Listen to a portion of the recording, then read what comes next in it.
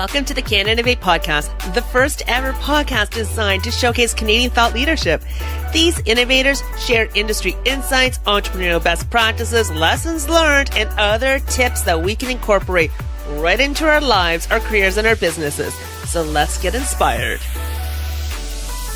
New year, new you, new promises, new everything, new outlook. Isn't that what the New Year's is all about? It's about everything is a new perspective. I'm going to change a bunch of things. Well, I've got an amazing episode. It's kind of interesting because it's kind of like a hot and spicy and sour topic all at the same time. And yes, we are talking about the dreaded, scary topic of credit score. However, I've got some amazing news for you. I got to sit down with Andrew Graham, who is the co-founder and CEO of Borrowell, which is a fintech company that's helping consumers make great decisions about credit. But I got to tell you this right off the bat. Borrowell is giving free credit scores as a tool, and which I think is really phenomenal because you're getting to know your credit score. So we talk about on the podcast about how credit scores can actually help us save money. And after all the parties and shopping and from the holiday season, who can't use more money than that? And he also gives us some tips about how to improve our scores. We also debunk a bunch of myths about, checking and monitoring our credit scores and what actually impacts our credit scores. And then we got talking about, him bringing this to life and, he's kind of being a misfit in his own right of actually challenging something that we haven't done before. And he's bringing this, like Borrowell is the first company in Canada to offer credit scores for free and has actually grown to be one of the country's largest fintech companies. Like he's got over 800,000 users. And Borrowell's won numerous awards, including being named one of the top 100 fintech companies in the world by KPMG. It's amazing. So we talk a little bit about also how, entrepreneurship is a lonely road with an emotional roller coaster, especially when you're being a misfit and kind of going against the normal grain. So anyways, I can't wait for you to hear this episode. I can't wait to hear your thoughts. And I can't wait to hear when you tell me that you have saved some serious cash because who doesn't need more money, right? And also, I wanted to let you know, they also have a cheat sheet that we've created for you because I love freebies because, ultimately it's a new year. So we've got a new outlook and new thoughts, new dreams. Or maybe we don't know what our new dreams are or new things to kind of new adventures. So we created this Unleash Your Curiosity cheat sheet so you can unlock some potential new things that you can kind of play around with in 2019 because I think it's going to be a fabulous year. Anyways, I can't wait to hear your thoughts. Really enjoy this episode. I think it's going to open your eyes. Andrew, I'm really excited to have you on this because I am dying to know how you came up with this idea of Borrowell. Well, I'm thrilled to be here. And the idea for Borrowell really came from the work I was doing at that time. So I was working at a bank here in Toronto, and I was always fascinated by how credit cards worked. Credit cards are these really interesting pieces of plastic that many of us have in our wallets or in our purses. And, like many things that we use every day, we don't often think about them or don't think about them as much as they deserve to be thought about. But if you think about a credit card, it's really, I think, a fascinating piece of technology because it's both a way to transact, so a way to buy things. Like if you walk into a coffee shop and you want to get a cup of coffee, you can just you can swipe or now tap your card and you can walk out with a cup of coffee. But credit cards are different from other ways to pay because they're like a built-in loan. So you buy something with a credit card today and you don't have to pay for it until your bill arrives and your credit card bill in a couple of weeks. And even then, many people choose to carry the balance to borrow for many, many months or longer on their credit card. So there's quite a few people, quite a high percentage of people, typically around 40% of people, the studies say, in Canada who don't pay their balance every month. So many people use credit cards as a way to borrow, and it's such an expensive way to borrow. It costs about 20% interest. So I became really fascinated by credit cards as sort of a payment tool and as a borrowing tool, and wanted to see if there was a way to just sort of change how that worked or offer a different solution for people that were using it as a borrowing tool. I think credit cards are a great way to buy things. They're for many people not as good of a way to borrow. It's crazy that you say that many Canadians are accepting an interest rate of average of 20%.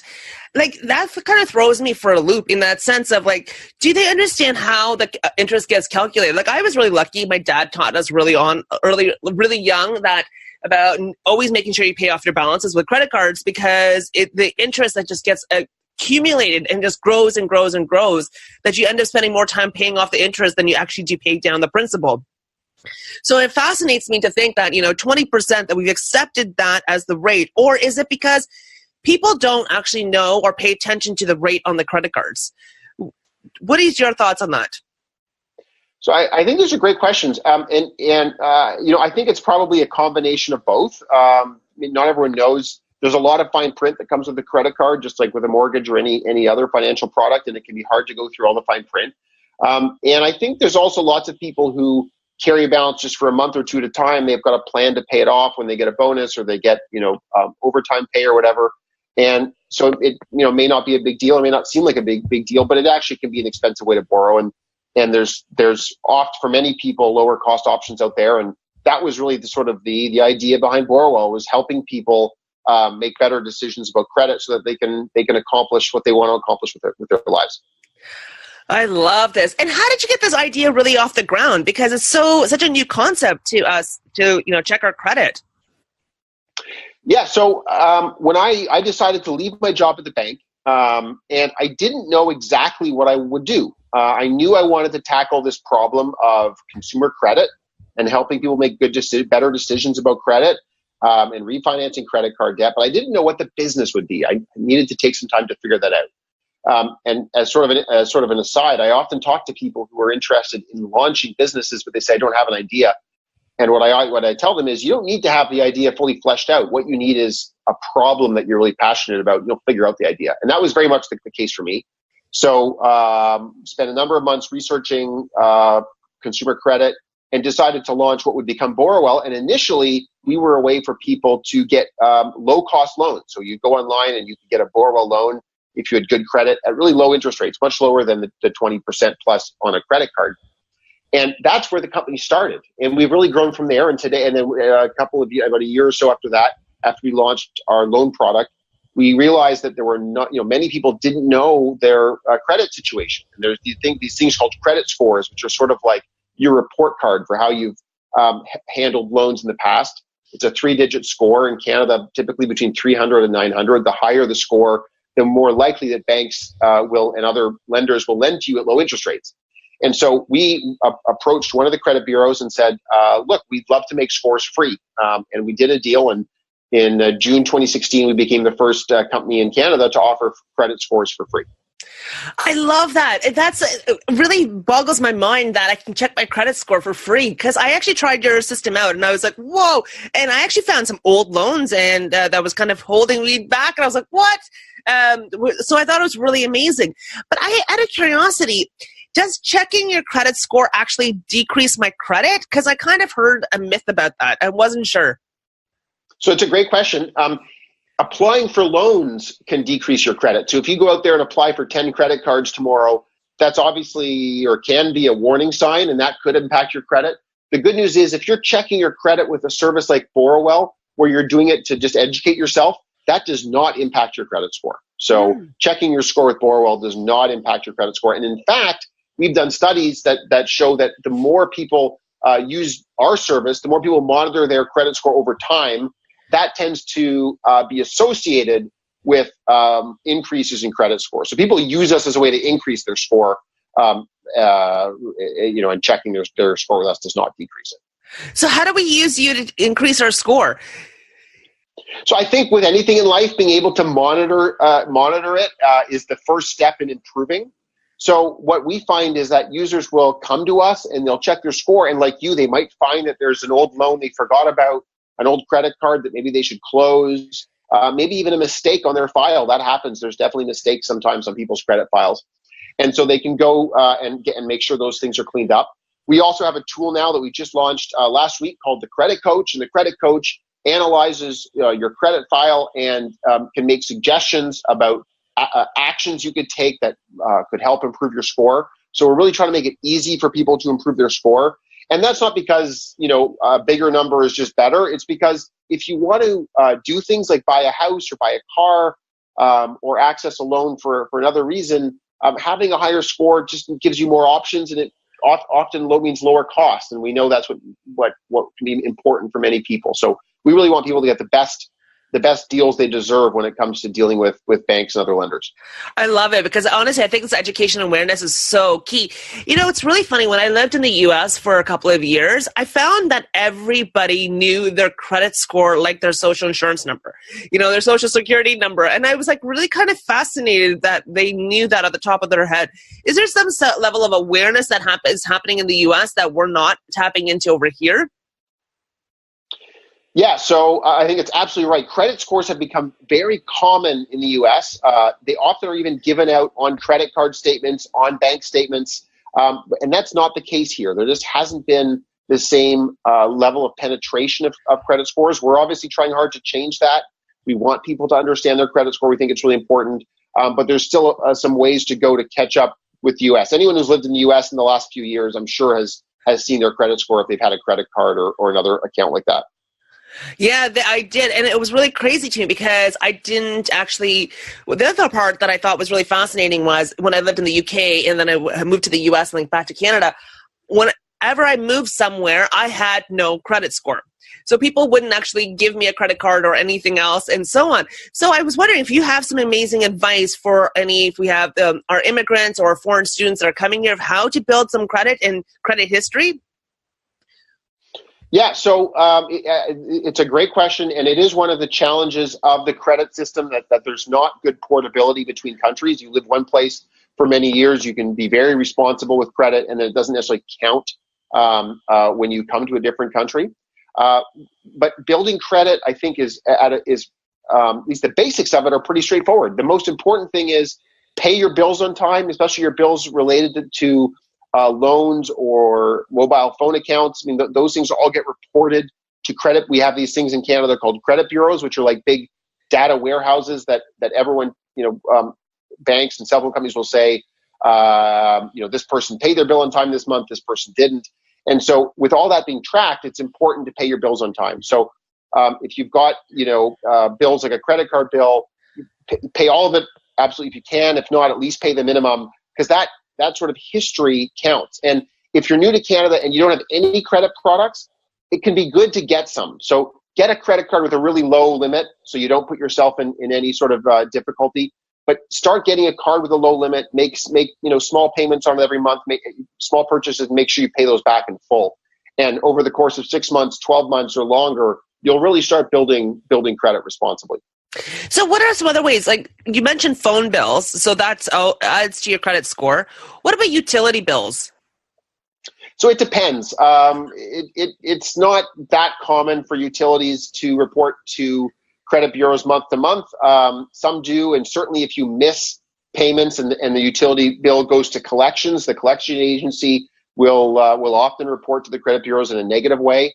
The products that are most key to focus on are like financial products. So credit cards, loans, mortgages, auto loans, all those sorts of things get reported to credit bureaus routinely. Amazing. So what excites you most about this industry? Because it seems to be that you're about to shape shift it in many directions. Yeah, I mean, so it's a huge industry, right? There's like $1.5 trillion of consumer credit just in Canada, about 10 times that amount in the US. And so not only is it a big industry, but it's also one that really matters in people's lives, right? We've all, I'm sure, had, regardless of our financial situation, we've all had stress in different ways about money. There's many people in Canada that worry a lot about money, where we know from surveys it causes stress in their relationships and their marriages. Money is a really challenging topic for many people.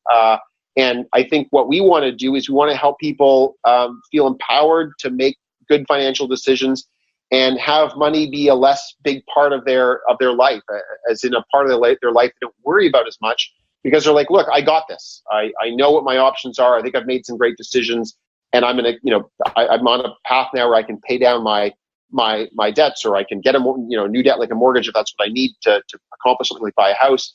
And that's really what we want. We want to sort of demystify and de-stress money and credit. No, it's really cool because I also was playing around on your website and I had a couple of credit cards and I was like, oh, I want to see how much I could save. And you've got this really cool tool that's like it calculates your savings by changing your interest rate. I'm like, that is really fascinating.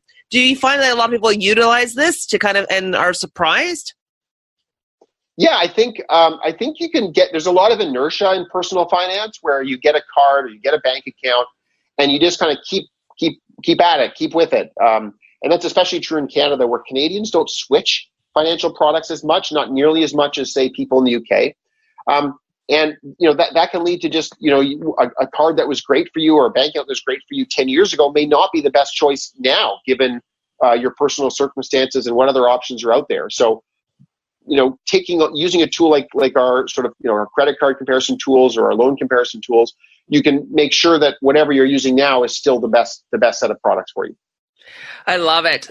You've made it so easy. This website is so fun. Borrowwell.com. And I love your name, Borrowwell. How did you guys even come up with a name like that? I would have had to kind of probably had a couple of bottles of wine to come up with something so creative. It's so clear and concise. Well, we did. We certainly spent a lot of time on it. And ultimately, we got some help from a friend named Philippe Garneau, who's really a terrific guy and who's done a lot of thinking and work in the financial services industry and has a great feel for names and names that are appropriate and emotive. And Philippe has really taught me a lot about marketing and positioning and building a brand. And Philippe called me up one day and said, I've got a great naming idea for you. So I wish I could take the credit for it, but really one of the keys as an early company is you got to surround yourself with people that are really smart and talented. And I think this was an example of that worked out well for us. Aha, I love that. Is there kind of any other lessons learned or best practices that you could share with us about bringing something like this together? Well, we spent a lot of time on coming up with a good name and coming up with our branding. So we had lists of dozens and dozens of names that we'd come up with, some on our own, some with help from people like my friend Philippe. And we did a lot of thinking about them. I mean, part of it is deciding what matters to you as founders. You've got to make sure that you pick a company and a brand and everything that goes along with that really makes you excited and is a reflection of you. But then you also want to make sure it makes sense to individuals. So there were some names that I thought were terrific names for the company that when we tested, and by testing, I don't mean we didn't do anything fancy. We didn't spend anything, but we put together email lists of friends and colleagues and other people we knew, and we'd send out surveys with names and say, hey, what do you think of this name? Or what do you think of that name? Or what do you think of this logo? And we'd get some crazy responses back that we thought were crazy that we never thought of being like, hey, this word makes me think of this other word and you don't want that association. So you've got to test, like with everything in a startup and with life, you got to test and learn. You got to bring your ideas out there early and often and get them tested and get feedback. I think that's really key. So innovators out there, hope you're hearing this. Test early and often. That cannot be any better advice than anything else. Because if you think about it, all the feedback, the perceptions, you don't know, and you don't want to suffer from groupthink. So I think that is such a great key lesson there of testing early and frequently. Well, thank you. I think certainly one of the challenges in building a company is you want to do something that you're passionate about. So you don't want to build a company by committee. You don't want to go survey 1,000 people and say, what's your biggest pain point? And then just do that. You've got to care a lot about whatever problem you're solving. But on the other hand, you can't just sort of trust your gut on everything. You've got to get feedback from your potential customers. And so it's balancing those two. It's you got to find a business in a whether it's a brand or whatever the decision is that matters a lot to you, but also is going to work with your potential customers. Agreed. Oh, that is fantastic. I mean, you've got like so many different users on this. Is there kind of a good sales or marketing tip to kind of help people with that education? Like, how did you kind of get the word out there?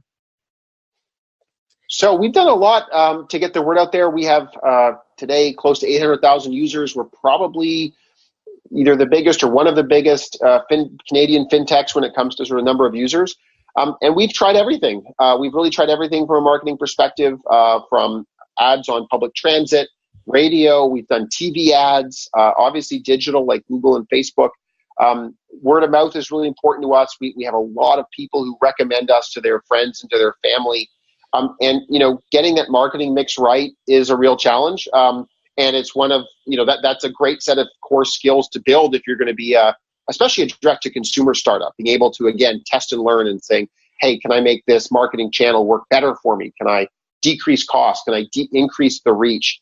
Putting all of that together is really what marketing, especially in direct in consumer marketing, really what it's all about. It takes a lot of work. Amazing. Do you have any tools or resources that you're able to kind of leverage from either the government or other types of groups out here?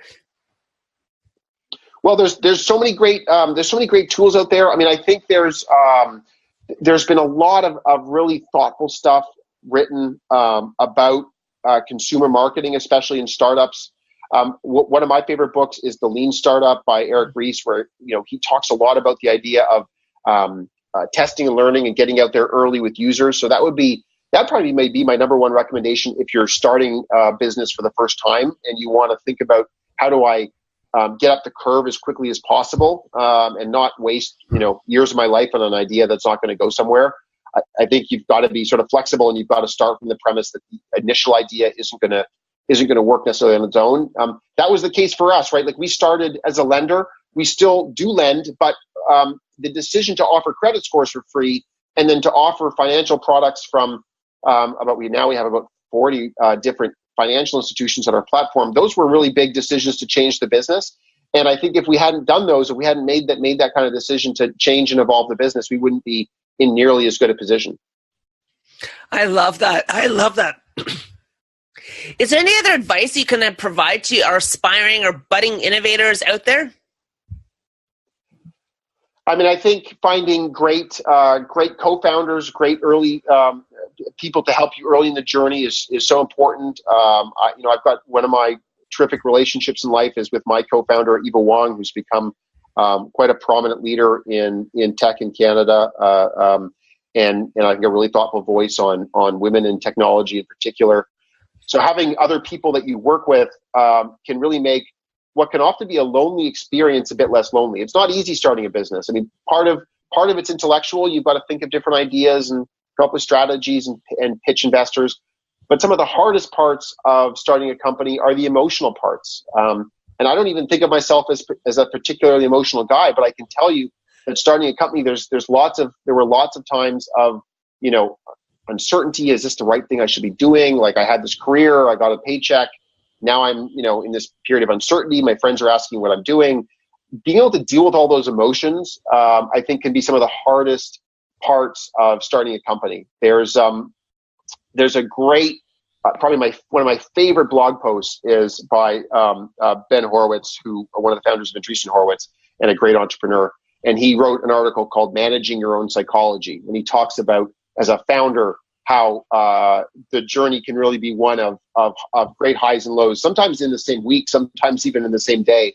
And being able to handle that without going crazy is one of the most important parts of the skill set, I think, of an early stage founder, early stage CEO. I'm gonna find that article. I'll definitely put it in the show notes. But it's interesting because people always say that entrepreneurship is such a lonely journey, and when you're talking about that level of uncertainty and that fear, like, oh, should I go back to the corporate world to get a steady paycheck, or should I keep on course? And the ups and downs, like, it really resonates with me because I've had that a million times over. But I've heard that quite a few times, that entrepreneurship thing is really lonely. That you're supposed to have all the answers, and sometimes you just want to throw up your hand and go, I don't know. So yeah, I think that's a really kind of interesting insight that I guess entrepreneurs really are human. No, they are, and I think we sometimes downplay the psychological part, or it's often a part people don't want to talk about either. You have this idea of like an Elon Musk starting a business and coming up with a flash of brilliance, and then everything just sort of goes from there. But I think if you get entrepreneurs in private, or even, and by the way, people like Elon Musk have been very public, in fact, about how some of the struggles for them have been. I think it's a very common theme, and just realizing that you're not the first person to experience this. You're not doing anything wrong by feeling some self-doubt. I think it can be a really, really valuable thing to know as you start the journey yourself. It's all about the awareness, right? That's half the battle, having that awareness, Exactly. and then you can That's right. move on forward. So do you That's by right. chance have some sort of favorite quote or, favorite business philosophy or that resonates with you that creates that eureka moment? I think there's a few things. I once heard a quote by a professor who had studied many startups. I think it was Bill Solomon, and what he said, Bill Solomon out of Harvard Business School, and what he saw from studying many different startups was that fundamentally every time a startup failed, it was fundamentally a people problem. And so, if the strategy was wrong, well, really it's because there wasn't the right mix of people. Or if the execution was wrong, it's because it wasn't the right mix of people. And it can kind of be, maybe it's trite to sort of boil everything down to say everything's a people problem. It's kind of like, well, yeah, of course it is. But I think at a deep level, it actually makes a lot of sense. And it's true. So getting the right people around the table when you're starting your company, and as you're growing your company is so important. Getting the right people around the table means you as the founder don't have to think up all the marketing strategy on your own, or it means you don't have to think up the strategy to pivot the product on your own. So being able to surround yourself and attract really smart people who have diverse points of view from you, I think is sort of a continuous challenge, and one that I certainly think about a lot. Is how do we put together a super high talented, diverse team? Nice. I love that. So when you're not thinking and you kind of want some downtime, is there kind of a favorite Canadian hotspot or a restaurant or a hideaway that you kind of gravitate towards? So I would say my hideaway is portable. I get a lot of mental health from running. I like to run a lot. I'm not a particularly fast or talented runner, but I like to run, and I find that running if I'm traveling, I love to run. I always bring my running shoes with me wherever I travel, and so running, along the river in New York or in the ravines in Toronto, I just get such a recharge. And often a problem I've been thinking about for weeks and been stressing about, often sort of the pieces will fall into place, or I'll get the perspective that I need by going for a run. And I know running isn't the thing for everyone, but I feel like for me, it's such a great thing, and it's a portable sort of hideaway recharge point. And one of the favorite things I've done in the last few years, I've now got little kids, and we bought a stroller that you can push kids in while you run. So now I can entertain kids, quote unquote, while I run, and get some mental recharge as well. So it's nice to be able to do both. I love that. I love the stroller idea. That's kind of quite fun and creative. So tell me, finally, how can our listeners connect with you? Well, come to Borrowell.com, sign up for the product. I think we'd love for you to try Borrowell. I'd love to hear what you think of it. In terms of contacting me, I'm easy to reach by email, Andrew@Borrowell.com. I do my best to answer as many emails as I can when I get them. That's probably the best way to reach me. Borrowell's also, I'm on social. I'm on Twitter. Andrew T. Graham is my handle on Twitter. Borrowell's on Twitter as well. Those are all sort of good ways to reach me. Excellent. I'm going to put that all in the show notes. Honestly, you've just been absolutely fascinating. I have learned so much, and I cannot wait to play with your tool more often. So this is fantastic. Thank you. Thank you so much for having me. It's been a real pleasure. Thanks for doing the podcast. Thanks, everyone, for joining in and tuning in this week. Next week, you got another really cool episode. I hope you enjoyed the sneak peek. I'm going to try to do this and see how this works. If you guys are interested, like the little sneak teasers, let me know. I'd love to hear back from all of you. And don't forget to hit subscribe and leave a review. And let me know if you know of another Canadian innovator that's doing something really cool around the world. Let's get them showcased. Or if there's an innovation trend that you would like to specifically focus on. Anyways, looking forward to hearing from all of you, and talk to you next week. Cheers.